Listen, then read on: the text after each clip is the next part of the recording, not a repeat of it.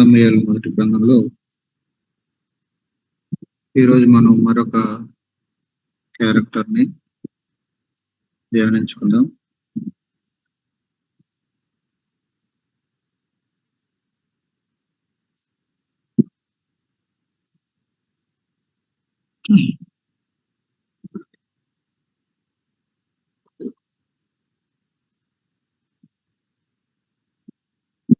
పద్నాలుగవ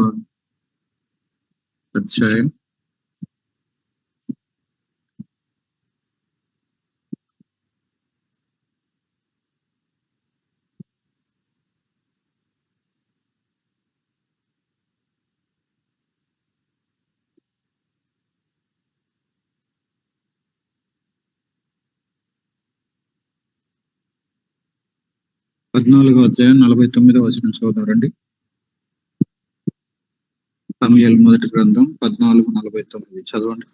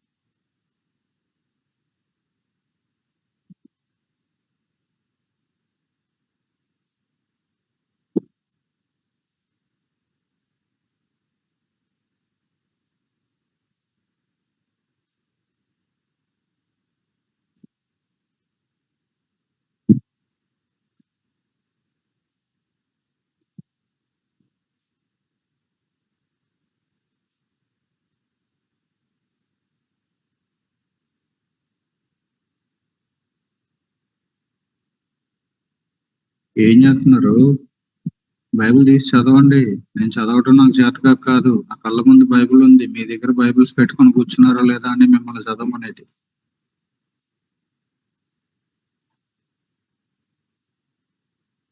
ఇదేదో స్టోరీ కాదు వినటానికి. పనులుంటే డిస్కనెక్ట్ అయిపోండి, ఏం పర్వాలేదు.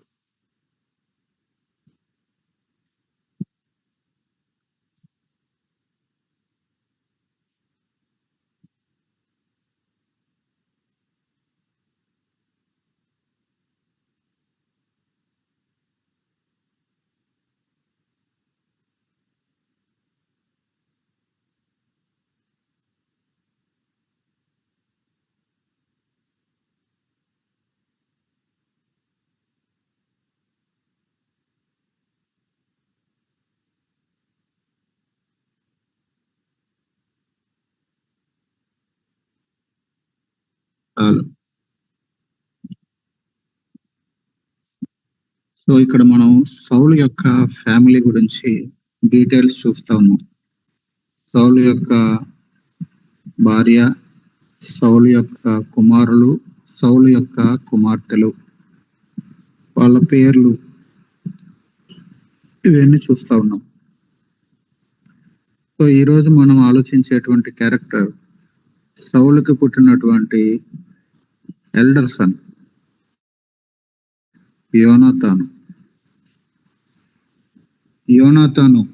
జోనాతాన్ అనే పేరుకి యెహోవా ఇచ్చెను అనే పేరు భావం వస్తుంది ఆయనకి.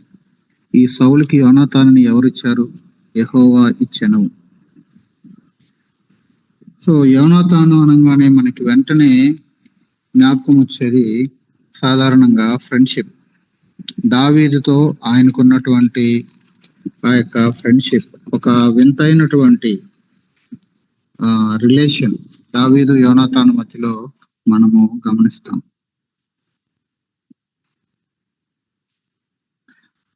యోనాతాను ఎటువంటి వాడు? యోనాతాను యొక్క క్యారెక్టర్లో మనము నేర్చుకోవాల్సినటువంటి విషయాలేంటి? సౌలు యొక్క పెద్ద కుమారుడిగా మనం చూస్తాము.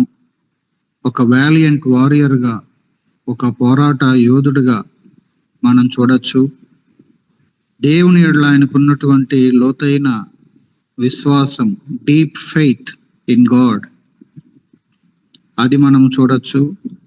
అదేవిధంగా ఆయనలో ఉన్నటువంటి అన్వేవరింగ్ లాయల్టీ, లాయల్ గా ఉండటము అటు తండ్రికి కానీ ఇటు దావీదుకి కానీ తన లైఫ్ లో కనబడేటువంటి మరొక క్వాలిటీ.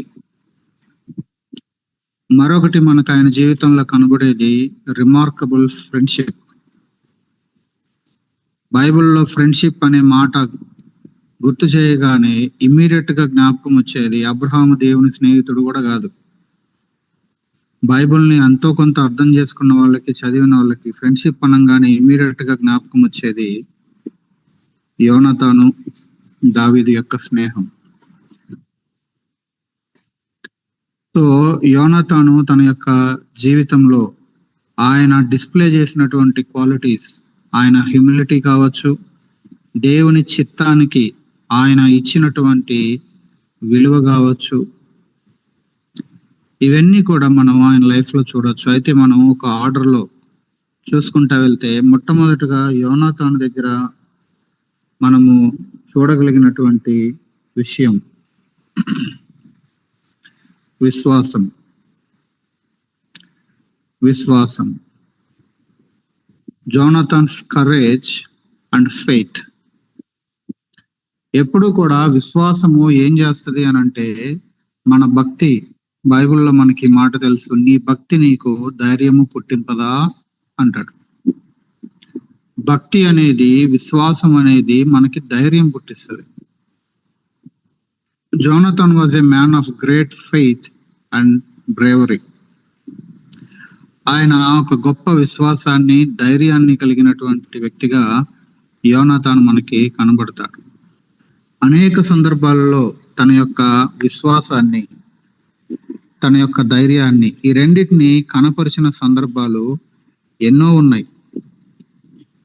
యోనాతాను గురించి ప్రాముఖ్యంగా మనము నోట్ చేసుకునే వాళ్ళు నోట్ చేసుకోండి. 13వ అధ్యాయము మొదటి 22 వచనాలలో, 14వ అధ్యాయం మొత్తము 46 వచనాల్లో, ప్రాముఖ్యంగా 52 వచనాలు ఉన్నాయి, కానీ 14వ అధ్యాయంలో మొదటి 46 వచనాలలో, తర్వాత 18వ అధ్యాయము మొదటి 4 వచనాలు, 19వ అధ్యాయము మొదటి 7 వచనాలు, 20వ అధ్యాయంలో 42వ వచనం వరకు, ఈ ప్యాసేజెస్ అన్నిటిలో కూడా మనకి యోనాతాను కనబడతాడు. 20వ అధ్యాయం తర్వాత 23వ అధ్యాయము 16, 17, 18 వచనాల్లో కనబడతాడు. ఇక చివరిగా 31వ అధ్యాయము మొదటి 6 వచనాలలో కనబడతాడు. సో ఇవి మనకి యోనాతాను గురించి బైబిల్లో కనబడేటువంటి వాక్య భాగాలు. 13వ అధ్యాయం మొదటి 22 వచనాలు, 14వ అధ్యాయం మొదటి 46 వచనాలు, 18వ అధ్యాయం మొదటి 4 వచనాలు, 19వ అధ్యాయం మొదటి 7 వచనాలు, తర్వాత 20వ అధ్యాయం మొత్తము 42 వచనాలు ఉన్నాయి. 23వ అధ్యాయంలో 16 నుంచి 18 వచనాలు, 31వ అధ్యాయంలో మొదటి 6 వచనాలు. ఈ వాక్య భాగాల్లో మనం యోనాతాను గురించిన విషయాలని, ప్రస్తావనని మనం చూస్తాం.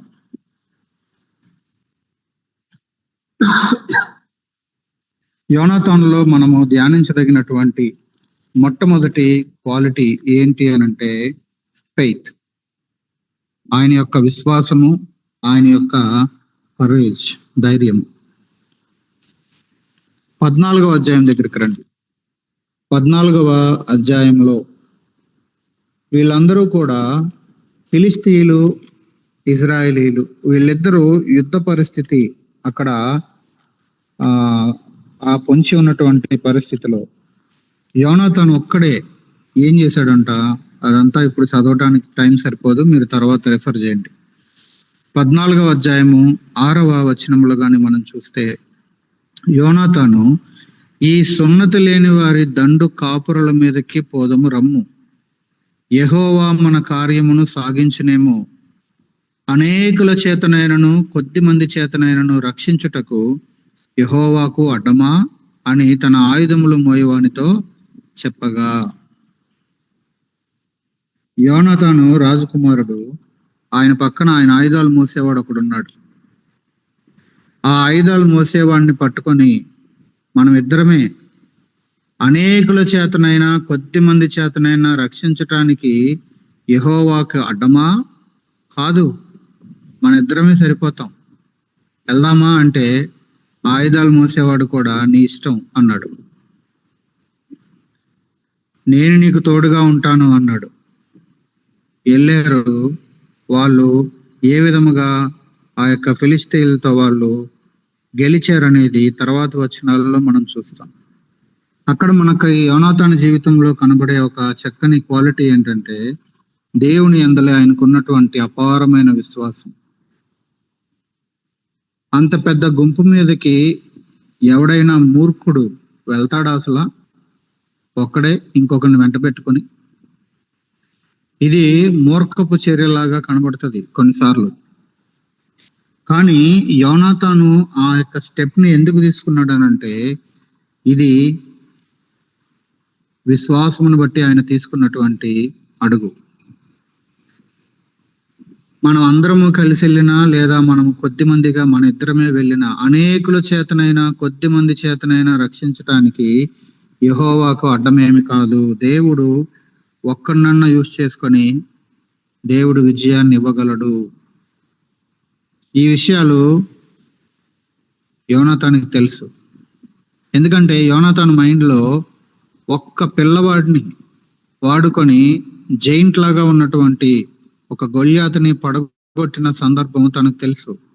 అప్పుడు అనేక మంది ఉన్నారు, అక్కడ బలాఢ్యులు ఉన్నారు, కండలు తిరిగిన వీరులు ఉన్నారు, ఆయుధాలని ఎంతో అనర్గళంగా వాడగలిగినటువంటి వాళ్ళు ఉన్నారు. వాళ్ళల్లో ఎవ్వరూ కూడా గొల్యాతు మీదకి వెళ్ళడానికి సాహసించల. అనేకులు ఏమి చేయలేకపోయారు. ఒకే ఒకడు వచ్చాడు. ఆ ఒక్కడే దావీదు ద్వారా అక్కడ విజయం వచ్చింది.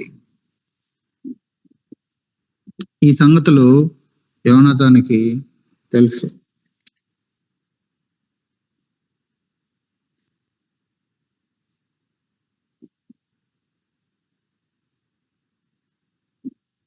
అయితే అప్పటికి ఈ గొల్యాతు సందర్భం జరిగిందంటారా, జరగలేదంటారా? ఇంక ఏం చెప్పినా వినటమే. జరగలేదు. ఇది ఏ అధ్యాయంలో కనబడుతుంది మనకి? 17వ అధ్యాయంలో కనబడుతుంది. దావీదు గొలియాతుని చంపేటువంటి సందర్భం. అంటే ఈ విషయాలు ఏవి కూడా ఇంకా డీటెయిల్డ్ గా చూడక ముందే, ఎరగక ముందే ఆయనలో ఉన్నటువంటి ఆ యొక్క విశ్వాసాన్ని గమనిస్తే చాలా ఆశ్చర్యంగా ఉంటుంది. అనేకుల చేతనైనను కొద్ది మంది చేతనైనను రక్షించడానికి యెహోవాకు అడ్డమా? పద వెళ్దాం అని అన్నాడు. అక్కడ రెండు కనిపిస్తా ఉన్నాయి. విశ్వాసము ఉంది, అదే సమయంలో ధైర్యము, కరేజ్. ఈ రెండు తన దగ్గర మనకి కనబడతా ఉన్నాయి. చాలా బోల్డ్ గా స్టెప్స్ వేసాడు. అక్కడ దేవుని శక్తి మీద నమ్మకాన్ని ఉంచాడు. ఈ 14వ అధ్యాయము మొదటి 14 వచనాలని మనం గనక గమనిస్తే 14వ వచనం ఒకటి చదువుదాం, చూడండి. యోనాతానును అతని ఆయుధములు మోయవాడును చేసిన ఆ మొదటి ఉదయందు దాదాపుగా 20 మంది పడిరి. ఒక దినమున ఒక కాడి ఎడ్లు దున్ను 1/2 ఎకరము నేల పొడుగున అది జరిగెను. కాబట్టి ఏం చేశారు వీళ్ళు? ఆ యొక్క డేరింగ్ అటాక్ అనేది ఆ యొక్క ఫిలిస్తీన్ల మీద ఈయన ప్రారంభించాడు. మెల్లిగా వాళ్ళు 20 మందితో మొదలైనటువంటి ఆ ఫిలిస్తీన్ల ఓటమి మెల్లిగా అది స్ప్రెడ్ అయిపోయింది. తర్వాత 15 నుంచి 23 వచనాల వరకు గనక మనం చూస్తే 23వ వచనం చూడండి. ఆ దినమున యెహోవా ఇశ్రాయేలీయులను ఇలాగ రక్షించెను. యుద్ధము బేతావెను అవతలకు సాగగా ఆ దినమున ఇశ్రాయేలీయులు చాలా బడలిక నొందిరి. 22వ వచనం. ఇశ్రాయేలీయులను ఫిలిస్తీయులు పారిపోయిరని విని యుద్ధమందు వారిని తరుముటలో కూడిరి. కాబట్టి ఎప్పుడైతే ఈయన ద్వారా ఇనిషియేట్ అయిందో ఈ అటాక్ అనేది, అది కొనసాగింది. ఎప్పుడైతే ఈ ఒక్కడు తన ఆయుధాలు మోసేవాడితో వెళ్ళి దాన్ని ప్రారంభించాడో ఆ ఒక్కడిని చూసి ఇజ్రాయేలీలు ధైర్యం తెచ్చుకున్నారు. కాబట్టి ఏం చేశాడు ఆయన? మిగతా వాళ్ళని తన ధైర్యము ద్వారా, తన విశ్వాసము ద్వారా మిగతా వాళ్ళని ఇన్స్పైర్ చేశాడు. He inspired Israel's army through his boldness.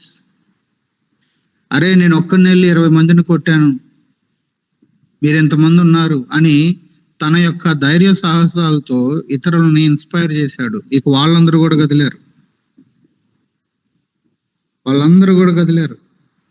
ఫిలిస్తీన్లో ఏంటి సౌండ్ ఎక్కువ వినబడుతుందని వాళ్ళల్లో భయం వచ్చేసింది, పరుగులు మొదలైపోయినాయి. తన విశ్వాసము ఎప్పుడు కూడా, విశ్వాసము అనేది వ్యక్తిగతంగా అది ఆగిపోయేది మాత్రమే కాదు. మనం విశ్వాసము గలవారం అయితే మన విశ్వాసము ఇంకొకరిని ఇన్స్పైర్ చేసి తీరుతుంది. మనము ఏదో ఒక రకంగా ఇంకొకరిని ఇన్ఫ్లుయెన్స్ చేస్తానే ఉంటాము. అది పాజిటివ్ గానా నెగిటివ్ గానా అనేదే ప్రశ్న, అంతే. సౌలు భయస్థుడిగా ఉండి ఆ గొల్యాతి మీదకి వెళ్ళలేక అందరూ, రాజే వెళ్ళి వెనకాల టెంట్ లో కూర్చున్నాడు. ఆయన పిరికితనం అందరికీ ఇన్స్పిరేషన్. ఆ పిరికితనాన్ని బట్టి ఎవడు ముందుకెళ్ళట్ల యుద్ధానికి. సో మనము ఏదో ఒక రకంగా ఇన్ఫ్లుయెన్స్ చేస్తాము. ఏమి చేయకుండా ఊరికే కూర్చునేవాడు కూడా ఇన్ఫ్లుయెన్స్ చేస్తాడు. కాబట్టి ఈయన ధైర్య సాహసాలు మిగతా ఇజ్రాయెల్ ఆర్మీకి ఇన్ఫ్లుయెన్స్, లేకపోతే ఇన్స్పైర్, అందరూ కదిలారు. అంతేకాదు తన జీవితకాలం అంతట్లో కూడా తన యొక్క నిర్ణయాలని కనుక మనం చూస్తే ప్రతిసారి కూడా ఆయన నిర్ణయాలు విశ్వాసాన్ని ఆధారం చేసుకునే ఉన్నాయి. ఏ సందర్భం అన్నా మనం గమనించవచ్చు, విశ్వాసము లేనటువంటి నిర్ణయాలు ఎక్కడా కూడా యోనాతాన్ లైఫ్ లో మనకి కనబడవు. ప్రతి డెసిషన్ దగ్గర కూడా అది మనకు కనబడుతుంది. ఒకసారి 23వ అధ్యాయం దగ్గరికి రండి. 23వ అధ్యాయం 16, 17, 18 వచనాలు చదువుదాం. 16, 17, 18 ఒకరు చదవండి.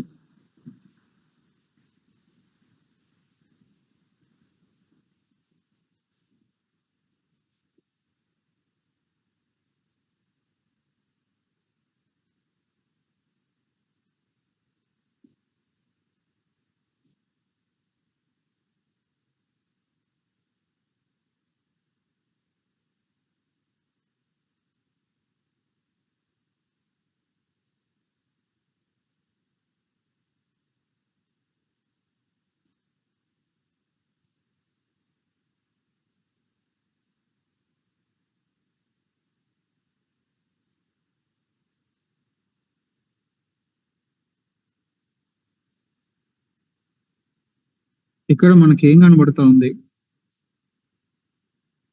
అసలు విశ్వాసంతో ఏం చెప్తున్నాడు అంటే, మా నాన్న నిన్ను చంపడానికి ట్రై చేస్తున్నాడు, ఇప్పటికే చాలా మల్టిపుల్ టైమ్స్ ప్రయత్నించాడు. మా నాన్న, నా తండ్రి నిన్ను పట్టుకోలేడు, నువ్వు భయపడద్దు. ఇంకొకటి ఏంటంటే, కేవలము పట్టుకోకపోవటం మాత్రమే కాదు, నువ్వు ఖచ్చితంగా ఇజ్రాయెల్కి రాజు అవుతావు. నేను ఖచ్చితంగా నీకు రాజు కింద సహకారిగా, నేను నీ సహకారిని అవుతాను. ఈ విషయం నా తండ్రికి కూడా తెలుసు. ఆయన పట్టుకోలేడని తెలుసు, నువ్వు రాజు అవుతావని తెలుసు, నేను నీకు సహకారిని అవుతానని తెలుసు. మా నాన్నకి ఇవన్నీ తెలుసు, కాబట్టి నువ్వు భయపడద్దు అని దేవుణ్ణి బట్టి దావీదుని బలపరచెను. అసలు చూడండి ఎలాగుంది అది. What a person. ఆయన మాటల్లో ఏమి ధ్వనిస్తా ఉంది? విశ్వాసం. పట్టుకోలేడు, విశ్వాసం. రాజు అవుతావు, విశ్వాసం. సహకారిని అవుతాను, విశ్వాసం. కాబట్టి దేవుణ్ణి బట్టి ఇంకొకరిని బలపరిచేటువంటి క్యారెక్టర్. ఒక వ్యక్తి విశ్వాసము గలవాడు అయినట్లయితే గనక ఆ వ్యక్తి యొక్క విశ్వాసము ఇతరులని ఇన్స్పైర్ చేయటమే కాదు. ఇందాక కాంటెక్స్ట్ లో మిగతా వాళ్ళు ఈయన ధైర్య సాహసాలను చూసి వాళ్ళు కూడా ధైర్యం తెచ్చుకుని అడుగులేయటం మొదలు పెట్టారు. ఇక్కడ ఏం చేస్తున్నాడు అంటే బలపరుస్తా ఉన్నాడు. If we have faith in our life, మనము ఇంకొకరిని కృంగిన పరిస్థితుల్లో, లేకపోతే దావీదు లాంటి కండిషన్లో, చావు బతుకుల మధ్యలో ఇక్కడికి అక్కడికి పరుగులెడుతున్న పరిస్థితిలో, ఏంటో అర్థం కావట్లేదు, ఇది ఇది ఇలాంటి సిచ్యువేషన్ ఇంకా ఎంతకాలమో నాకు అర్థం కావట్లేదు అనే పరిస్థితుల మధ్యలో ఒక వ్యక్తిని, ఒక విశ్వాసం కలిగిన వాడు అక్కడ ఉంటే వాడు ఆ వ్యక్తిని బలపరుస్తాడు.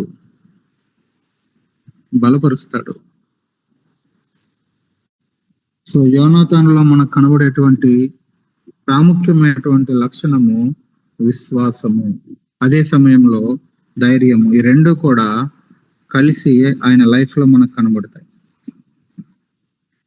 దీనికి అనేకమైనటువంటి ఈ మాటలు చెప్పడానికి ఆయనకి ఏం కావాలి? He remained committed to God's plans, not his own desires. మానవ రీతిగా ఒకవేళ ఆలోచన చేసినట్లయితే, రాజు కొడుకుని నేను, అందులోను పెద్ద కొడుకుని నేను, ఖచ్చితంగా సౌలు తర్వాత రాజు అవ్వాల్సింది నేనే. దానికి సంబంధించిన అన్ని అర్హతలు, లీగాలిటీగా మాట్లాడితే అన్ని యోగ్యతలు నాకున్నాయి. కానీ ఆయన దేనికి కమిటెడ్ గా ఉన్నాడంటే, he remain committed to God's plans, not his own desires. నా సొంత కోరికలు నేను పక్కన పెట్టేస్తాను. విశ్వాసం కలిగిన వాడు ఏం చేస్తాడంటే ఓన్ డిజైర్స్ ని పక్కన పెట్టేస్తాడు. 11వ అధ్యాయంలో హెబ్రీలో మనకు కనబడే విశ్వాస వీరుల పట్టికలో చూస్తే వాళ్ళందరూ వాళ్ళ యొక్క ఓన్ డిజైర్స్ ని పక్కన పెట్టేసిన వాళ్ళే. విశ్వాసమును బట్టి మోషే ఫరో కుమార్తె యొక్క కుమారుని అనిపించుకోవటానికి ఇష్టపడలేదు. ఐగుప్తు భోగభాగ్యాలని నో అన్నాడు. లోకరీతిగా ఆలోచిస్తే అవే కావాలి, కానీ విశ్వాసము కొన్నిటికి నో చెప్పేస్తుంది. సో ఆయన తన ఓన్ డిజైర్స్ కి నో చెప్పాడు. అంతేకాదు, విశ్వాసం కలిగిన వాడికి దేవుని యొక్క ప్రణాళికలు, దేవుని యొక్క మార్గాలు విశ్వాసం కలిగిన వాళ్ళకి అర్థమవుతూ ఉంటాయి. దేవుని ప్లాన్ నేను కాదు, దావీదు అని అర్థం చేసుకోగలిగాడు యోనాతాన్. దేవుని ప్రణాళిక దావీదు విషయంలో ఉంది, నా విషయంలో కాదు. విశ్వాసం కలిగిన వాళ్ళు దేవుని మార్గాలని అర్థం చేసుకోగలుగుతారు. అర్థం చేసుకోవడం మాత్రమే కాదు, he remained committed to that God's plans. ఆ ప్రణాళికల్ని అర్థం చేసుకున్న ప్రణాళికలకి ఆయన కమిటెడ్ గా ఉన్నాడు. అందుకే నేను కాదు అని క్లియర్ గా చెప్పేస్తా ఉన్నాడు. ఇది మనం చదివినంత ఈజీ కాదు. తన జీవితాన్ని సాక్రిఫైస్ చేయటం, అది సింహాసనం మీద కూర్చోవలసిన వాడు ఆ కుర్చీని ఇంకొకటి వదిలేయటం అంటే అదేమీ అంత చిన్న విషయం కాదు. యోనాతాను యొక్క విశ్వాసము ఎలాంటిది అనంటే, నా జీవితంలో దేవుని ప్రణాళిక ఏంటో అది నేను ఫుల్ఫిల్ చేస్తే చాలు, నాకు వేరే ఏం అక్కర్లా. ఇంకేదో నేను ఉద్ధరించాల్సినటువంటి కోరికలు నాకేమీ లేవు. పౌలు ఒక గోల్ పెట్టుకున్నాడు. ఆ కైసరికి నేను చెప్పాలి, నా గోల్ అది. ఆ రోమా చక్రవర్తి ముందు నిలబడ్డాడు, సాక్ష్యం చెప్పాడు, సువార్త చెప్పాడు. తల తీసివేయబడింది, హతసాక్షి అయిపోయాడు. నిన్న మనం గుర్తు చేసుకున్నటువంటి యెహోషువ, ఆయనకి దేవుడిచ్చిన టాస్క్ ఏంటంటే, ఇదిగో ఇజ్రాయెల్ ప్రజల్ని వాగ్దాన భూమిలోకి ప్రవేశపెట్టిన టైంలో నువ్వు యుద్ధాలు చేయాల్సి వస్తుంది, యుద్ధాలు చేయాలి. ఆ తర్వాత ఈ 12 గోత్రాల ఇజ్రాయెల్ ప్రజలకి ఈ భూభాగాన్ని నువ్వు పంచిపెట్టాలి. అదే విధంగా ప్రవేశపెట్టాడు, అదే విధంగా యుద్ధాలు చేశాడు, అదే విధంగా ల్యాండ్ని వాళ్ళందరికీ పంచిపెట్టాడు. ఆయన టాస్క్ ఆయన ఫినిష్ చేసుకున్నాడు, వెళ్ళిపోయాడు. గాడ్ గివెన్ టాస్క్ ఏంటో అది ఫుల్ఫిల్ చేశారు. అనేక మంది భక్తులు అలాగే వెళ్ళిపోయారు. మనకి అసలు గాడ్ గివెన్ టాస్క్ ఏంటో మనకు అర్థమవుతుందా? విశ్వాసం కలిగినటువంటి యోనాతానికి క్లియర్ గా దేవుని మార్గాలు, గాడ్స్ ప్లాన్స్ ఏంటో ఆయనకు అర్థమవుతా ఉన్నాయి. కాబట్టి నువ్వు ఖచ్చితంగా రాజు అవుతావు, నేను నీకు సహకారిని అవుతాను, మా నాన్న నిన్ను పట్టుకోలేడు, నువ్వు భయపడద్దు అని దేవుణ్ణి బట్టి బలపరచగలిగాడు. సో ఆయనలో మనకు కనబడేటువంటి ప్రాముఖ్యమైన క్వాలిటీ విశ్వాసము. దీనిని కనపరచాల్సినటువంటి యొక్క ప్రాసెస్ లో ఈ ఫిలిస్తీన్లతో యుద్ధం సందర్భం కావచ్చు, ఒక్కడే వెళ్ళటం కావచ్చు, ఆ తర్వాత ఇప్పుడు దావీదు విషయంలో కావచ్చు, ప్రతి సందర్భంలో కూడా ఆయన విశ్వాసాన్ని కంటిన్యూ చేయడానికి అనేకమైనటువంటి ఆర్ట్స్ వచ్చినాయి, మధ్యలో అనేకమైనటువంటి అభ్యంతరాలు వచ్చినాయి. వాటన్నిటి మధ్యలో కూడా యోనాతాను తన విశ్వాసాన్ని కొనసాగించడం అనేది తన జీవితంలో చాలా ప్రాముఖ్యమైన విషయం. బాగున్నప్పుడు విశ్వాసాన్ని కనపరచడం ఈజీ టాస్కే ఒక రకంగా. అసలు బాగున్నప్పుడే నిజమైన విశ్వాసం బయటపడుతుంది. సో ఆయనలో మనకు కనబడే మొదటి క్వాలిటీ విశ్వాసము.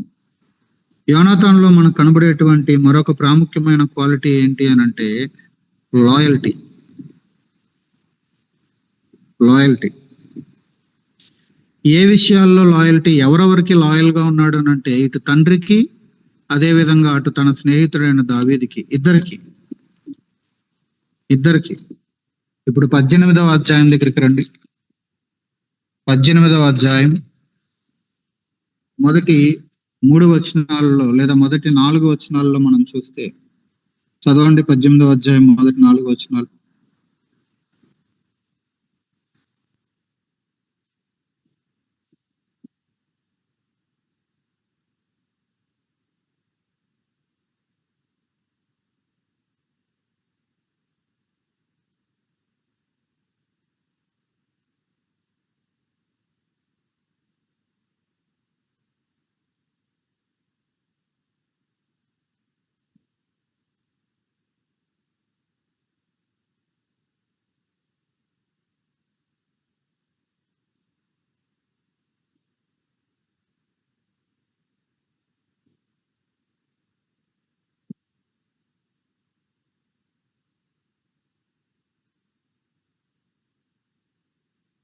సో ఇక్కడ మనకు కనబడుతున్నటువంటి విషయం ఏంటి అని అంటే, Jonathan was A model of selfless love and also Jonathan was A model of loyalty. Loyal గా ఉన్నాడు, అదే విధంగా ఏ మాత్రము స్వార్థము లేనటువంటి సెల్ఫ్లెస్ లవ్, స్వార్థం లేనోడు. అసలు ఆ 4వ వచనంలో మనం చదువుతున్నట్టుగా తన దుప్పటిని, తన కత్తిని, తన విల్లును, తన నడికట్టును ఇవ్వటం అంటే డిక్లేర్ చేశాడు అక్కడే, నేను కాదు నువ్వే అని. సింబాలిక్ గా చెప్పకనే చెప్పేశాడు. ఆ ఇన్సిడెంట్ లోనే తేల్చేశాడు. దానికి చాలా ఆత్మీయమైన అర్థం ఉంది. అంతే, డిక్లేర్ చేశాడు. ఎలాగ ప్రేమించాడంట దావీదుని? యోనాతాను దావీదును తనకు ప్రాణ స్నేహితునిగా భావించుకొని అతన్ని ప్రేమించను. ఎలా ప్రేమించారంటే he loved David as his own soul. తనను తాను ఎలాగ ప్రేమించుకుంటాడో అలాగా. అందుకనే వివాహ వర్తమానాల్లో ఎఫ్ఎస్సి 5లో మనం చదువుతాం, భర్తలారా మీ భార్యలను ప్రేమించండి, ఎందుకంటే ప్రభు కూడా సంఘాన్ని ప్రేమించాడు. ఇట్లాగా సంఘం ఏం చేసిందని ప్రేమించాడు? ఏం చేయలేదు. అక్కడ ఆ సంఘంలో ఒక ముడతలు ఉన్నాయి, మచ్చలు ఉన్నాయి, కలంకాలు ఉన్నాయి.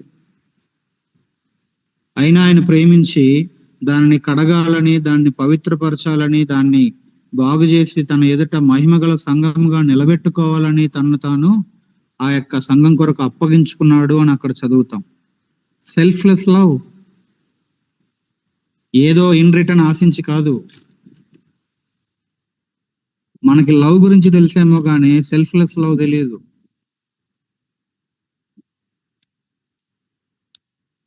ఏమీ తిరిగి ఆశించకుండా చూపించేటువంటి ప్రేమ.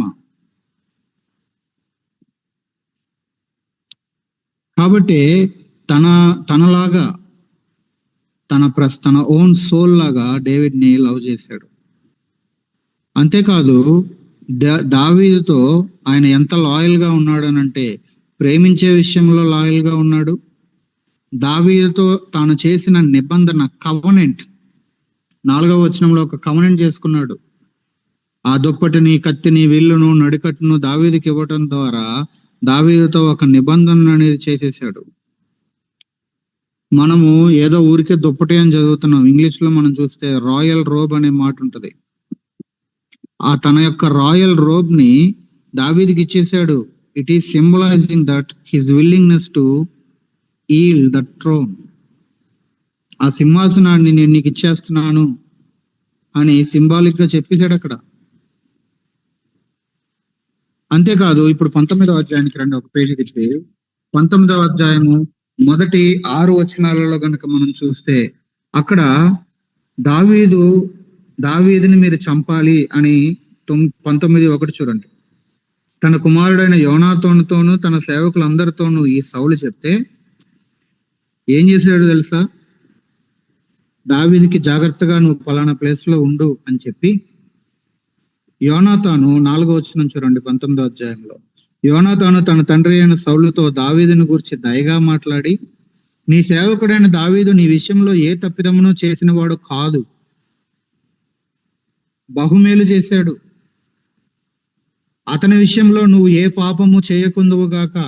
అతడు ప్రాణమునకు తెగించి ఫిలిస్తీన్ని చంపాడు, ఇజ్రాయేలీలకి గొప్ప రక్షణ కలగజేశాడు. అది నువ్వే చూసావు, నువ్వే సంతోషించావు కదా. నిష్కారణంగా ఏ కారణము లేకుండా దావీదుని నువ్వు చంపి నిరపరాధి యొక్క రక్తాన్ని తీసి నువ్వెందుకు పాపం చేస్తావు అని దావీదు గురించి వెళ్ళి వాళ్ళ నాన్నతో దావీదు పక్షంగా వెళ్ళి డిఫెండ్ చేశాడు. ఆ తర్వాత ఏం చేశాడంట? 6వ వచనం. సౌలు యోనాతాను చెప్పిన మాటను ఆలకించి యెహోవా జీవము తోడు అతనికి మరణ శిక్ష విధింపునని ప్రమాణము చేసెను.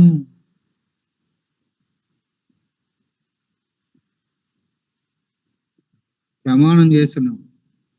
యోనాతానికి వాళ్ళ నాన్న గురించి బాగానే తెలుసు. చాలా సార్లు చాలా వెర్రిబాగులోడులాగా ప్రవర్తిస్తాడు ఈ సౌలు. ఒకవేళ ఈ మాటలు చెప్పిన తర్వాత కొంచెం భిన్నంగా ప్రవర్తించి, వీడు అసలు వాడి గురించి నా దగ్గర మాట్లాడుతున్నాడు, వీడిని తీసుకెళ్లి జైల్లో పడేయండి అనే రకం సౌలు అట్లాంటోడే. ఒక రకంగా రిస్క్ చేశాడు. ఆ తర్వాత మనం చూస్తాము, శిక్ష విధింపును అని చెప్పిన తర్వాత మళ్ళీ 7వ వచనంలో దావీదు మునిపట్లాగా సౌలు దగ్గరకు వచ్చి మళ్ళీ కొంతకాలం ఉన్నాడు. ఈ అటెంప్ట్ లో ఏమయ్యాడు యోనాతాన్ అని అంటే సక్సెస్ అయ్యాడు. He defended David against his father.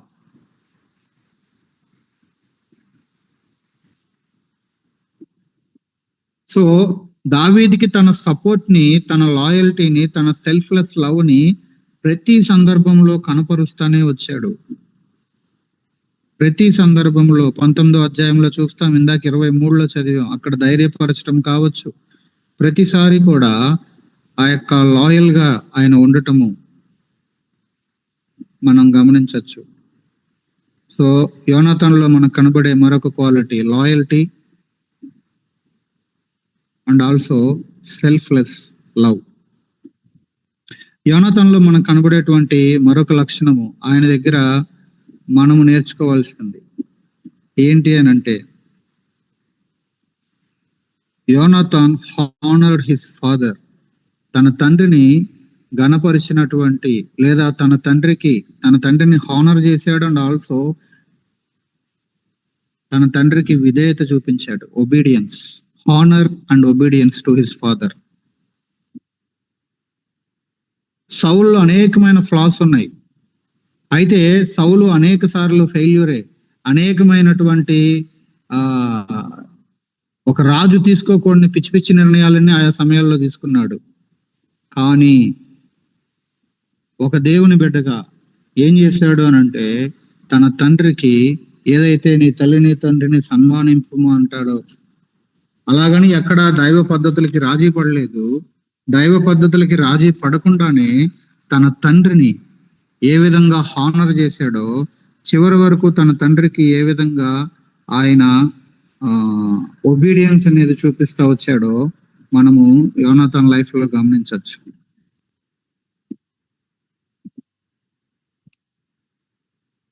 పదమూడవ అధ్యాయంలో ఫస్ట్ ఈయన మనకు కనబడతాడు. 13వ అధ్యాయం 2వ వచనంలో వాళ్ళ నాన్న అక్కడ కొన్ని గ్రూప్స్ గా విడగొట్టి నువ్వు ఇటెళ్ళి యుద్ధం చేయి, నువ్వు ఇటెళ్ళి యుద్ధం చేయి అంటే 13వ అధ్యాయం 2వ వచనంలో సౌలు యొక్క ఆజ్ఞని తీసుకొని ఈ యొక్క యోనాతాను చక్కగా వెళ్ళాడు, వాళ్ళ నాన్న మాట తీసుకొని వెళ్ళాడు, యుద్ధం చేశాడు.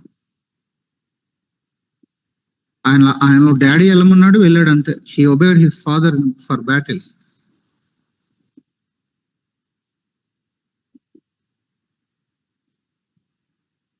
అంతేకాదు ఇప్పుడు మనం చదివిన 19వ అధ్యాయంలో ప్యాసేజ్ను కూడా ఆయన తండ్రికి ఇచ్చినటువంటి గౌరవం, హానర్ అనేది కనబడుతుంది. డాడీ ఏం చేశాడు తప్పు దావీదు? హెల్పే కదా చేశాడు. నువ్వు అతన్ని చంపి నువ్వెందుకు నిష్కారణంగా నిరపరాధి రక్తాన్ని ఇచ్చేస్తావు అనటంలో కూడా ఏముంది అక్కడ గౌరవార్థంగానే మాట్లాడుతున్నాడు. నువ్వు అలా చేయకుందువుగాక. He tried to mediate between Saul and David. Simple గా చెప్పాలంటే he sought to maintain peace. వీళ్ళిద్దరి మధ్యలో ఏదైతే లేదో ఆ పీస్ ని, ఆ సమాధానాన్ని ఎస్టాబ్లిష్ చేయడానికి ఒకవైపు తండ్రికి ఆ హానర్ ని ఇస్తూనే, ఒకవైపు ఆయనకి విధేయత చూపుతూనే ఈ ప్రయత్నాన్ని చేశాడు. వాస్తవంగా ఇలాంటి తండ్రి కనుక ఒకవేళ మనకుంటే మనం ఎట్లాగా బిహేవ్ చేస్తామో 14వ అధ్యాయంలో ఇందాక మనం చూసాం. తన ఆయుధాలు మోసేవాడిని ఎంటబెట్టుకుని వెళ్ళి ఆయన యుద్ధం చేసి మిగతా వాళ్ళని ఇన్స్పైర్ చేసి ఆ ఇదంతా అయితే వాళ్ళందరూ అలసిపోయారు. అలసిపోయిన టైంలో ఈయన చేసిన పిచ్చి నిర్ణయం ఏంటంటే 14వ అధ్యాయం 24 నుంచి చూస్తాం. ఎవడు భోజనం చేయకూడదు. ఒకవేళ ఎవడన్నా భోజనం చేశాడా, ఏదన్నా తిన్నాడా, ఇక అంతే, వాడు శపించబడును గాక అంటున్నాడు. వాడికి శిక్ష వస్తుంది అంటున్నాడు. ఇక జనాలు కూడా ఏం చేయలేక కడుపు కాలుతున్నా, నీరసం వస్తున్నా అట్లాగే ఉన్నారు. ఆ టైంలో ఈ ఆజ్ఞ తెలియని యోనాతాను తేనె తీసుకొని నోట్లో పెట్టుకున్నాడంట. ఇలాంటి పిచ్చి నిర్ణయం చేశాడు. ఇలాంటి ఒక ర్యాష్ వావ్స్ ఏవైతే ఉన్నాయో, ఆ ఫూలిష్ గా మూర్ఖంగా చేసినటువంటి ఇలాంటి పనులు ఏవైతే ఉన్నాయో, దీన్ని బట్టి అక్కడ యోనాతాను సఫర్ అవ్వాల్సి వచ్చింది.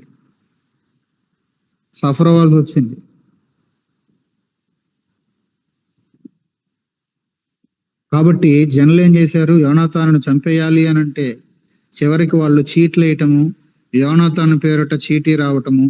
అంటే ఈ మూర్ఖుడైనటువంటి తండ్రి ఆయన తండ్రి చేసినటువంటి నిర్ణయాలను బట్టి సఫర్ అయ్యాడు. ఇబ్బందులు గుండా వెళ్లాల్సిన పరిస్థితులు వచ్చినాయి. కానీ ఎప్పుడూ కూడా తన తండ్రికి విధేయత చూపించటంలో, తన తండ్రిని హానర్ చేయటంలో యోనాతాను ఫెయిల్ అవ్వకపోవటం అనేది చాలా ఆశ్చర్యం కలిగించే విషయం. ఏంట్లే వీడికి పెద్ద అసలు తలకాయ పనిచేయదు అన్నట్లుగా ఏమి ర్యాష్ గా వెళ్ళిపోలా. ఎన్నిసార్లు చెప్పినా ఈయన పద్ధతి మార్చుకోడలే అన్నట్లుగా వెళ్ళిపోలా. చివరికి 31వ అధ్యాయము మొదటి 2 వచనాల్లో చూస్తే అప్పుడు కూడా సౌలు పక్కనే ఉన్నాడు. మళ్ళీ ఫిలిస్తీన్లే శత్రువులు, ఇక్కడ వాళ్ళతోనే యుద్ధము. అక్కడ చనిపోయేటప్పుడు సౌలు యోనాతానులు కలిసే చనిపోయారు. He died fighting alongside his father in battle. He remained faithful until his death. చనిపోయే వరకు కూడా నమ్మకంగానే ఉన్నాడు. వాళ్ళ తండ్రిని హానర్ చేయటంలో కావచ్చు, తన తండ్రికి విధేయత చూపించడంలో కావచ్చు. ఒక ప్రిన్స్ గా, ఒక రాజుకి కొడుకు, ఒక రాజకుమారుడిగా he remained faithful to his duty. ఏంటది? రాజుగారి పక్కనే ఉండాలి, రాజుగారికి అసిస్ట్ చేయాలి, యుద్ధంలో కావాలంటే ప్రాణాలు ఇవ్వాలి. చివరి వరకు కూడా అలాగే నిలబడ్డాడు. బైబిల్లో ఇట్లాంటి మరొక ఎగ్జాంపుల్ ఐజాక్. ఇస్సాకు కూడా తన తండ్రి అయిన అబ్రహాముని ఇదే విధంగా హానర్ చేశాడు. ఈవెన్ వాళ్ళ నాన్న కట్టేసి నేను నిన్ను బలివ్వాలరా అన్నప్పుడు కూడా ఐజాక్ హానర్డ్ హిస్ ఫాదర్.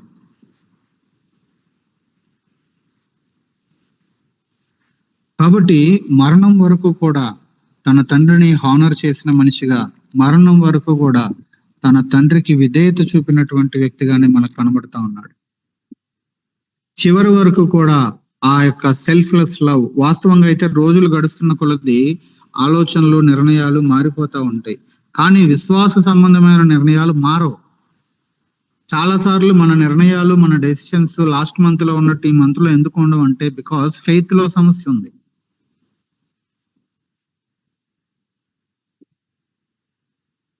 ఈ మంత్ లో మనం చూస్తూ వచ్చినటువంటి భక్తుల క్యారెక్టర్స్, లేకపోతే నిన్నటి దినం మనం గుర్తు చేసుకున్నటువంటి డానియల్ లైఫ్ ని గుర్తు చేయండి.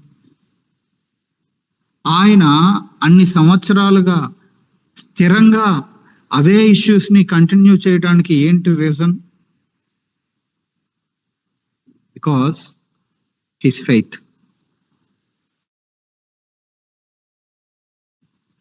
విశ్వాసం వచ్చినప్పుడు అన్ని మారిపోతూ ఉంటాయి. నిర్ణయాలు మారిపోతాయి, ప్రణాళికలు మారిపోతాయి, ఎంపికలు మారిపోతాయి, అభిప్రాయాలు మారిపోతాయి, అన్ని మారిపోతాయి. అందుకనే మనము క్యారెక్టర్ స్టడీస్ చేసేటప్పుడు ఫస్ట్ భక్తుల విశ్వాసాన్ని గుర్తు చేసుకునేది. అందుకే ముందు వేరే ఏదో ఒక పాయింట్ తీసుకోవచ్చు.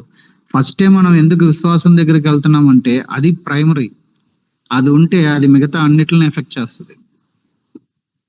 Because he had faith, loyal గా ఉన్నాడు. Because he had faith, selfless love అనేది ఉంది. Because he had faith, he honoured his father. Because he had faith, he obeyed his father. Because he had faith, దావీదుకి ఆ మాటలు చెప్పి బలపరచగలిగాడు. ఇదంతా కూడా విశ్వాసానికి ముడిపడి ఉన్నటువంటి విషయాలు ఇవన్నీ. బికాస్ హీ హ్యాడ్ ఫెయిత్, మరణం వరకు దీనిని కంటిన్యూ చేసుకుంటా వచ్చాడు. బికాస్ హీ హ్యాడ్ ఫెయిత్, ఒంటరిగా యుద్ధానికి వెళ్ళటానికి వెనక్కి తీయలేదు. బికాస్ హీ హ్యాడ్ ఫెయిత్, ఆయా సమయాల్లో మూర్ఖంగా నిర్ణయాలు చేసినటువంటి తండ్రిని ఎక్కడ ఏమంటారు, నీచంగా తన తండ్రి గురించి ఎక్కడ మాట్లాడలేదు.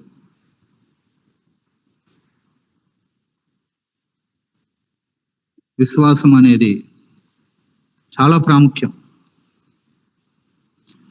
ఈయన ఆ యొక్క యుద్ధంలో చనిపోయాడు కాబట్టి తన తండ్రిని ఎక్కడా కూడా ఎలాంటి డిఫికల్ట్ టైమ్స్ లో కూడా వదిలిపెట్టలా. డిఫికల్ట్ టైమ్స్ కొన్నిసార్లు తన తండ్రి వల్లే దావీదుకు వచ్చినాయి, అప్పుడు దావీదుని వదిలిపెట్టలా. ఇప్పుడు శత్రువుల వల్ల తన తండ్రికి వచ్చినాయి, ఆ టైంలో తన తండ్రిని వదిలిపెట్టలా. He never abandoned either his father or his friend David. ఇద్దరిని వదిలిపెట్టలా. యుద్ధంలో ఒక వారియర్ లాగా, ఒక యోధుడు లాగా తన ప్రజల పక్షంగా డిఫెండ్ చేస్తూ ఒక యోధుడిలాగా చనిపోయాడు, పిరికోడులాగా కాదు. ఒకసారి 2 శామ్యూయల్కి రండి. వీళ్ళిద్దరి మరణం తర్వాత దావీదు విలపించినటువంటి ఆ యొక్క విలాప గీతము మనకి సమూయేలు 2వ గ్రంథం 1వ అధ్యాయంలో కనబడుతుంది. వీళ్ళిద్దరి గురించి మాట్లాడుతూ దావీదు వాడిన కొన్ని మాటల్ని గమనించండి. 23వ వచనంలో యోనాతాను సౌలు గురించి మాట్లాడుతూ వాళ్ళని ఏమన్నాడు తెలుసా? చివరి 2 లైన్లు చూడండి. వాళ్ళు పక్షిరాజుల కంటే వడిగల వాళ్ళు. చాలా పక్షిరాజు ఎంత టక్మని వెళ్ళిపోతుంది, పక్షిరాజు, ఈగల్, వాళ్ళు అట్లాంటి వడిగలిగిన వాళ్ళు. అంతేకాదు వీళ్ళు సింహముల కంటే బలము గలవాళ్ళు. ఆ పై మాటకు రండి. మరణమందైనను వీళ్ళిద్దరూ ఒకరినొకరు ఎడబాసిన వారు ఆరు. ఈవెన్ ఇన్ ద డెత్, ఈ తండ్రి కొడుకులు ఒకరినొకరు ఎడబాయలేదనే విషయాన్ని గుర్తు చేసుకుని దావీదు ఏడుస్తున్నాడు, అయ్యో అని. దావీదు ఏడుపులో ఏ మాట వాడాడు తెలుసా? 26వ వచనం చూడండి. నా సహోదరుడా యోనాతానా, మై బ్రదర్ అని ఏడుస్తా ఉన్నాడు. 26వ వచనము చివరి లైన్లో చూస్తే, నా యందు నీకున్న ప్రేమ బహు వింతైనది, నన్ను ఇట్లా ప్రేమించిన వాళ్ళు లేరు ఇప్పుడు దాకా. నా సొంత ఇంట్లోనే నా అన్నలు, మా నాన్న ఎవరు నన్ను లెక్క చేయాల. సమూయేలు మా ఇంటికి వచ్చినప్పుడు నన్ను ఇలా ప్రేమించిన వాళ్ళు ఇప్పుడు దాకా ఎవరు లేరు, నువ్వే. నీ ప్రేమ ఎలాంటిది అనంటే స్త్రీలు చూపు ప్రేమ కంటే అది అధికమైంది అని యోనాతాను యొక్క ప్రేమను గుర్తు చేసుకొని మై బ్రదర్ అని ఏడుస్తా వచ్చాడు, నా సహోదరుడా. 22వ వచనంలో చూస్తే యోనాతాను గురించి ఏమంటాడంటే అతని విల్లు వెనక్కి తీయలేదు అంటాడు. యోనాతాను ఒక విలుకాండ్రు. ఆయన దాన్ని వాడతంటే అసలు ఎవడు నిలబడలేడు. అలాంటి నేర్పరితనం ఉంది.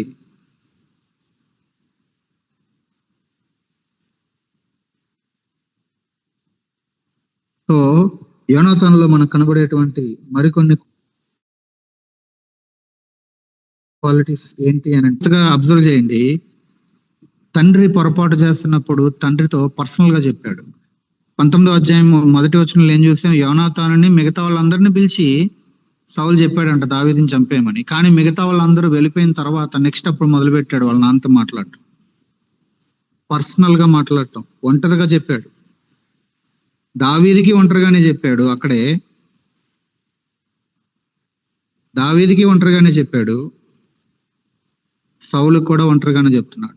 పర్సనల్ గా ఆయన పర్సన్ టు పర్సన్ డీల్ చేసేటువంటి విధానం చూడండి.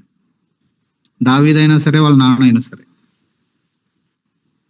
పర్సన్ టు పర్సన్ డీల్ చేసే పద్ధతి యోనాతాన్ది. కేవలము యోనాతాను ప్రేమ కలిగిన వాడు మాత్రమే కాదు, యోనాతానులో ఏం లేదంటే కపటం లేదు. నిష్కపటమైన వాడు.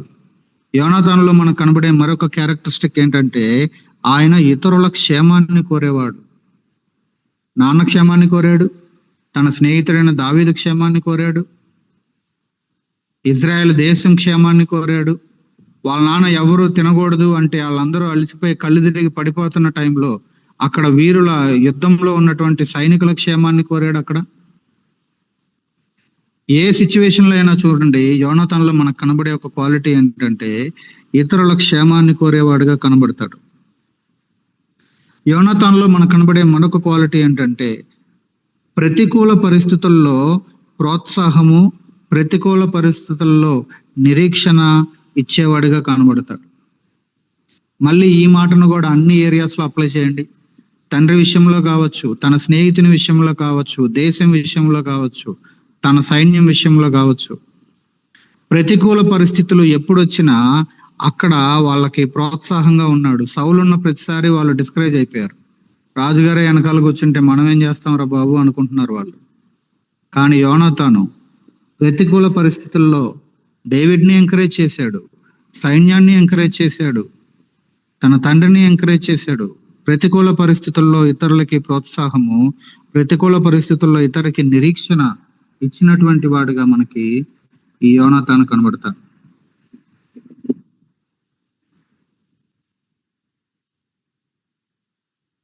యోనాతానులో మనకు కనబడేటువంటి మరొక ప్రాముఖ్యమైనటువంటి క్వాలిటీ ఏంటంటే గ్రేట్ హ్యూమిలిటీ. గ్రేట్ అనే మాటను నేను కావాలనే వాడుతున్నా, కేవలం హ్యూమిలిటీ కాదు, గ్రేట్ హ్యూమిలిటీ, ఆ గొప్ప వినయము. అంత ఆషమాషి కాదు సీట్ వదిలేయటం అనేది, రాజ్యాన్ని వదిలేయటం అనేది. దానికి చాలా వినయం కావాలి. అంత ఈజీ కాదు. దేవుని యొక్క మార్గాల్ని తెలుసుకొని విధేయత చూపించాలంటే చాలా సార్లు మనం తెలుసుకోవడంలో పెద్ద ఏం కన్ఫ్యూజ్ కాము. తెలుసుకోవడం ఈజీనే, తెలుసుకున్న దాన్ని ఆచరణలో పెట్టడానికే చాలా సార్లు ఈ శరీరం ఒప్పుకోదు, లేకపోతే మన సెల్ఫ్ ఒప్పుకోదు. తెలవక కాదు, తెలియక కాదు. అక్కడ ఏం కావాలి అని అంటే ఆ యొక్క హ్యూమిలిటీ అనేది కావాలి. యేసు ప్రభు లైఫ్ ను ఒకసారి గుర్తు చేసుకోండి. ఫిలిప్పి 2లో సిలువ మరణం పొందినంతగా తన్ను తాను తగ్గించుకొనెను. ఆ యొక్క తగ్గింపు అనేది, హ్యూమిలిటీ అనేది లేకపోతే ఏం జరగవు అసలు అక్కడ పనులు. ఈయన దగ్గర మనకు కనబడేది కూడా అదే. he displayed great humility.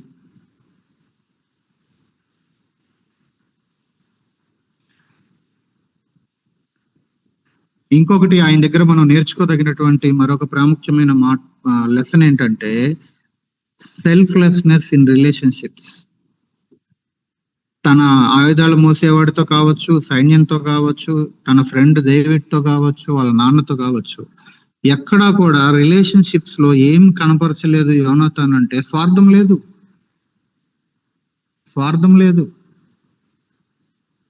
నాన్న దగ్గర స్వార్థం లేదు, ఫ్రెండ్ దగ్గర స్వార్థం లేదు, సైన్యం దగ్గర స్వార్థం లేదు. రిలేషన్షిప్స్ లో ఈ రోజు డ్యామేజ్ ఎందుకు అవుతున్నాయి అంటే ఈ సెల్ఫిష్నెస్ అనేది వచ్చేసింది. అందుకే పాడైపోతున్నాయి సంఘాలైనా కుటుంబాలైనా. రిలేషన్షిప్స్ లో ఏం కనబడలేదు మనకి యోనాతాన్ లైఫ్ లో నుంచి అంటే స్వార్థం లేదు, సెల్ఫిష్నెస్ ఇన్ రిలేషన్షిప్స్. అంతేకాదు ఆయనలో మనకు కనబడే మరొక ప్రాముఖ్యమైన క్వాలిటీ, ఇప్పుడు ఎంత చూసాం కదా ఆయన లైఫ్ ని, కమిటెడ్. దేనికి అంటే to righteousness, commitment to righteousness. చివరి వరకు కూడా నీతికి తను తాను కమిట్ చేసుకున్నాడు, నీతికి కమిట్ చేసుకున్నాడు. అల్టిమేట్ గా తన ముందు కొన్ని ఎంపికలు ఉన్నాయి. ఆయన ఏం చూస్ చేసుకున్నాడంటే Jonathan choose to honour God rather than seek personal gain. తన వ్యక్తిగతమైనటువంటి గెయిన్ కన్నా కూడా నేను దేవుణ్ణి హానర్ చేయాలి, దేవుణ్ణి నేను గొప్ప చేయాలి, దేవుణ్ణి నేను మహింపరచాలి అనేది అల్టిమేట్ గా ఆయనకున్నటువంటి గోల్. ఆ దేవుణ్ణి గణపరచాలి కనుకనే తండ్రితో అట్లా వ్యవహరించాడు. దేవుణ్ణి కనపరచాలి అనే గోల్ ఉంది కాబట్టే దేవుని ప్లాన్ ఎరిగిన వాడిగా దావీదుని ముందు పెట్టడానికి ఇష్టపడ్డాడు. దేవుణ్ణి గణపరచాలి అనేటువంటి కోరిక ఉన్నది కాబట్టే తనను తాను వెనక్కి పెట్టుకోవడానికి ఇష్టపడ్డాడు. అల్టిమేట్ గా ఆయన లైఫ్ లో ఉన్నటువంటి అల్టిమేట్ గోల్ ఏంటంటే he choose to honour God. ఇది యోనాతాను యొక్క లైఫ్.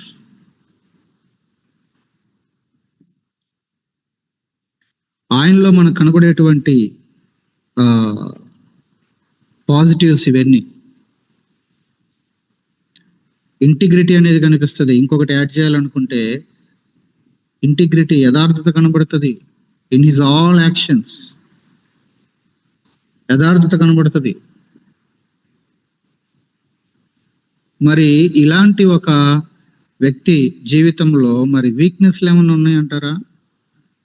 మనిషి కదా.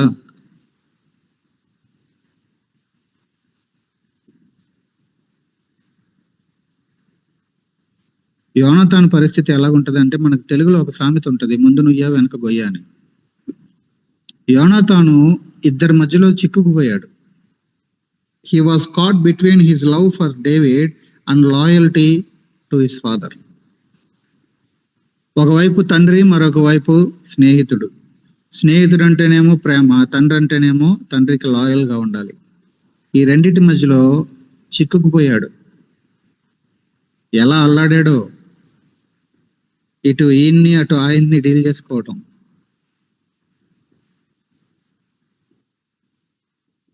ఒక రకంగా యోనాతాను యొక్క లాయల్టీ, యోనాతానికి ఇచ్చిన గిఫ్ట్ ఏంటో తెలుసా? డెత్. డెత్. వాళ్ళ నాన్నకి లాయల్ గా ఉండాలి అనుకున్నాడు కాబట్టి ప్రతిసారి తండ్రి పక్కనే నిలబడ్డాడు. ఏముందిలే అనుకుంటే దూరంగా ఎక్కడో ఉండేవాడు, వాళ్ళ నాన్న ఒక్కడే చచ్చేవాడు, ఈయన బతికేవాడు. ఆయన తన తండ్రికి లాయల్ గా ఉండాలి అని తీసుకున్న కమిట్మెంట్ ని బట్టి తండ్రితో పాటు యుద్ధంలో తను కూడా చచ్చిపోయాడు, బికాస్ ఆఫ్ హిస్ లాయల్టీ. ఒక భక్తుడు రాస్తా అన్నాడు దీని గురించి, Jonathan's loyalty to his father led to his premature death. అంత చిన్న వయసులోనే ప్రీమెచ్యూర్ డెత్ ఎందుకు వచ్చింది యోనాథాన్ కంటే? బికాస్ ఆయన తన తండ్రికి లాయల్ గా ఉండటాన్ని బట్టి.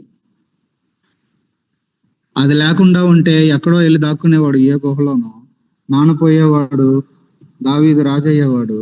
చివరికి దావీదికి ఈయన ఆయన కింద చక్కగా వచ్చి చేరిపోయేవాడు.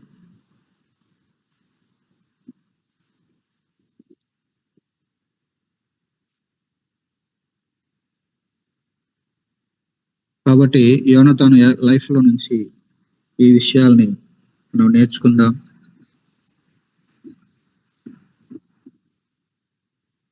ప్రార్థన చేసుకుందాం.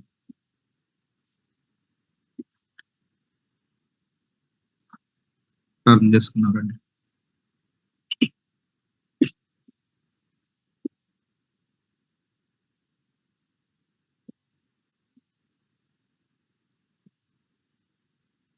మాట చదువుదామా? హెబ్రీ 11:4 కనుక చూస్తే అది హేబేలు గురించి చెప్పిన మాట, కానీ యోనాతానికి ఈ వాక్యము చక్కగా సరిపోద్ది. హేబేలు కయీని కంటే శ్రేష్టమైన బలి దేవునికి అర్పించాను.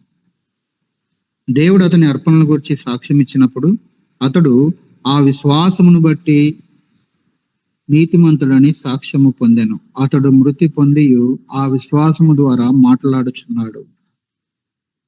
ఈరోజు యోనాతాను కూడా దేవుడు అతన్ని గురించి సాక్ష్యం ఇచ్చినప్పుడు అతడు నీతిమంతుడనే సాక్ష్యం పొందాడు. ఇప్పుడు అతడు మృతి పొంది కూడా అతని విశ్వాసము ద్వారా మాట్లాడుతున్నాడు.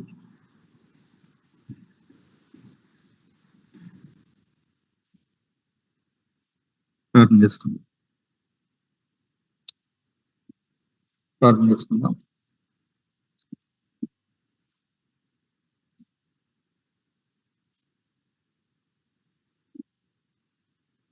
యోనాతాను యొక్క జీవితపు వెలుగులో మనల్ని మనం పరీక్షించుకుంటూ, ప్రభుకు అప్పగించుకుంటూ, క్షమాపణ అడుగుతూ, అటువంటి మాదిరి కొరకు ప్రభు కృపను అడుగుతూ సమర్పించుకుందాం.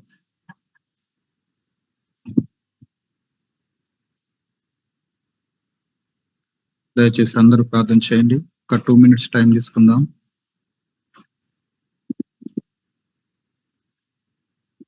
అందరూ ప్రార్థన చేద్దాం.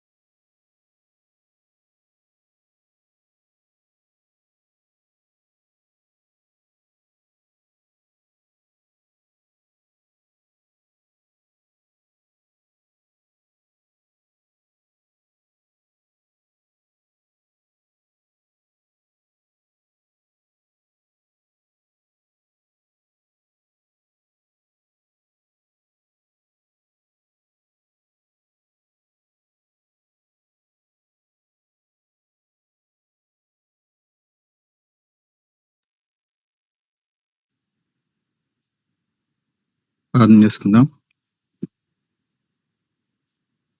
రండి, ఎవరైనా ఒకరు ప్రార్థన చేయండి. దీని మాటలతో ఒకరు ప్రార్థన చేయండి క్లుప్తంగా.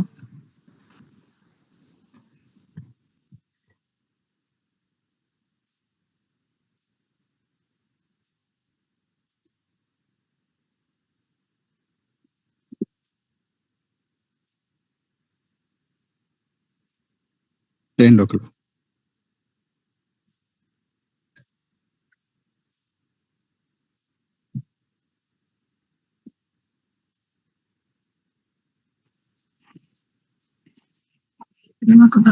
కనికరంగా మాట్లాడండి. దేవా మీకు వందనాలు చెల్లిస్తూ ఉన్నాము.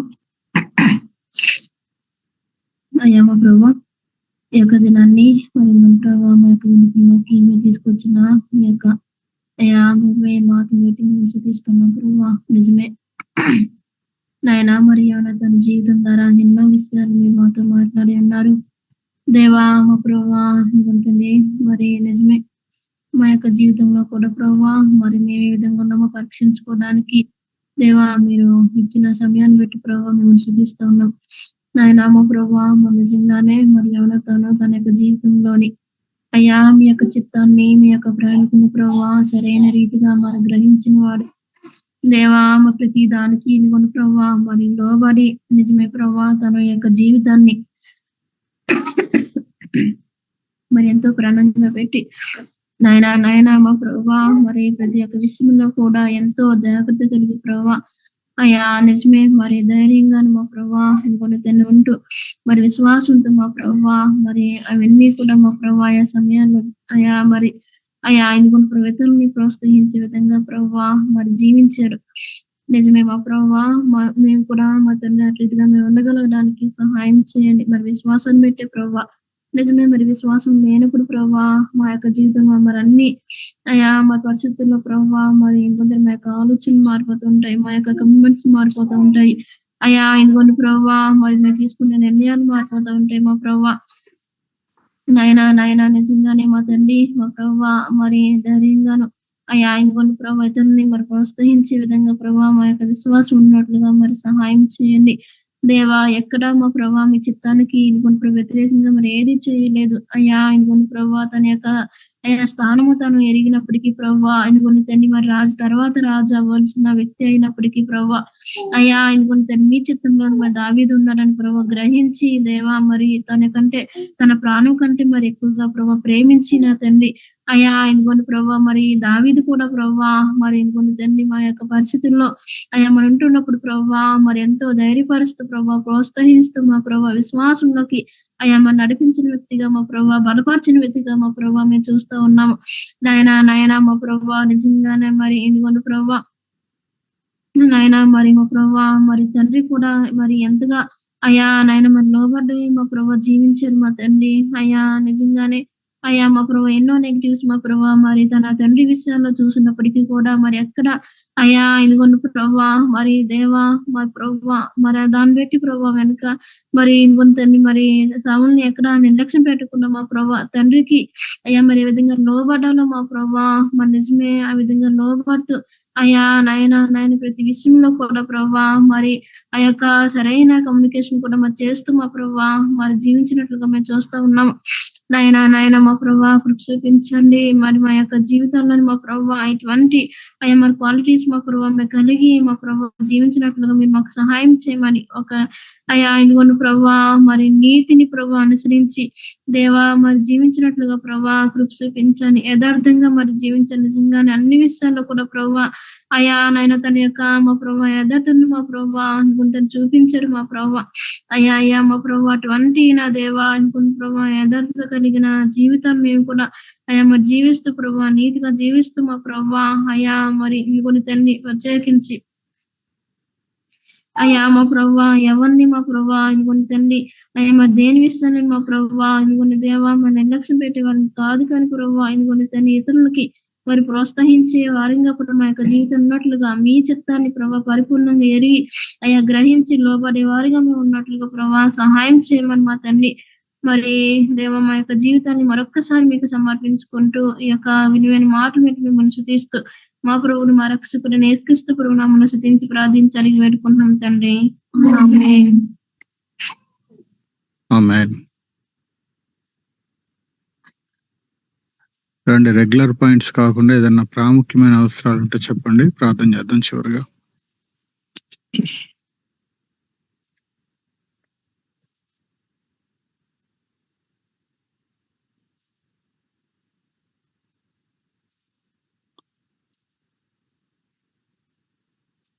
ఉన్నాయా ఏమన్నా పాయింట్స్?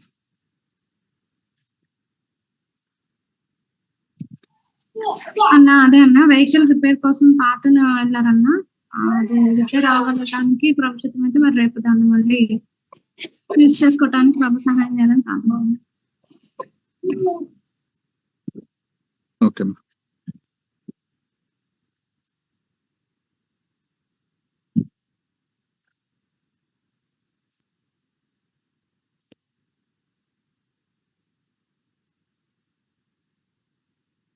చెప్పు సురేష్, నీ వాయిస్ రావట్లా.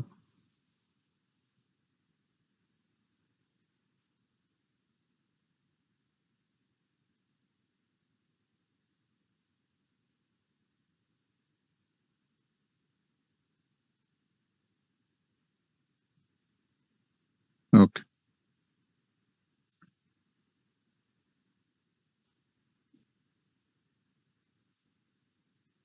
ఓకే, ఇంకేమైనా ఉన్నాయండి?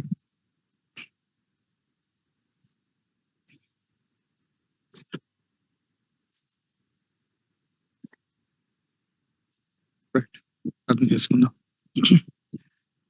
జీవాధిపతి